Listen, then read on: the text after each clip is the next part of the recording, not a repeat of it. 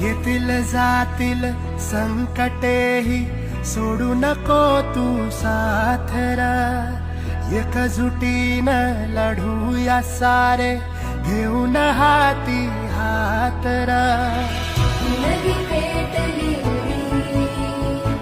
देवत ठेवू मात्र, स्वाभिमानी लढवय्या ही शेतकऱ्याची जात होई. आम्हालाची शपथ घेऊन उलम सारणार, काळ्या आईची पुण्याई वेळतीच तुदार.